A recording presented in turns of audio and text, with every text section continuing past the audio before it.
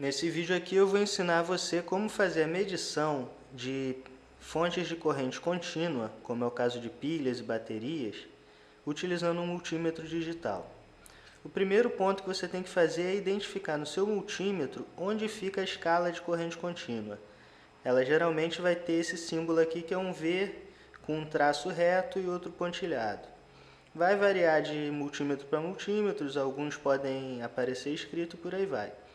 Então, no caso desse meu aqui, ele tem a capacidade de medir desde 200 mV até 500 volts.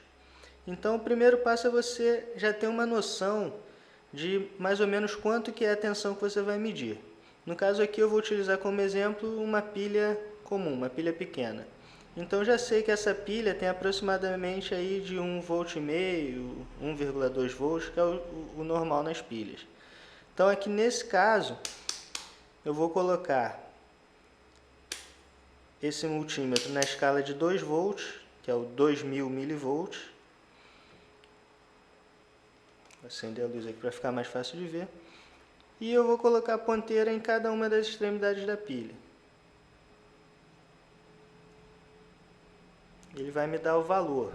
Aqui, como eu estou utilizando a escala de milivolts, ele está dando 1, 2, 1, 4, mais ou menos.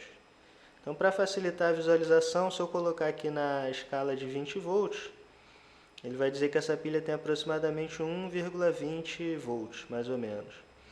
E esse mesmo tipo de coisa você vai fazer para medir outros tipos de fontes. Por exemplo, se você fosse medir uma bateria automotiva, no caso desse multímetro aqui, você também utilizaria a escala de 20 volts. Ela ia dar para você aqui aproximadamente 12, 13 volts, e você poderia fazer essa medição. Você nunca pode colocar um multímetro numa escala menor do que o que você vai medir. Exemplo, se nesse multímetro aqui eu colocasse na escala de 200 milivolts e fosse medir essa pilha, ele ia extrapolar essa escala e provavelmente ele iria danificar o equipamento. Já se eu fizer o contrário, por exemplo, colocar numa escala muito maior do que ele vai medir, eu poderia fazer sem nenhum problema, só que ele vai me dar um valor muito insignificante. Está vendo? 0,001. E outro ponto importante na medição de corrente contínua com o multímetro digital é que não importa você inverter a polaridade.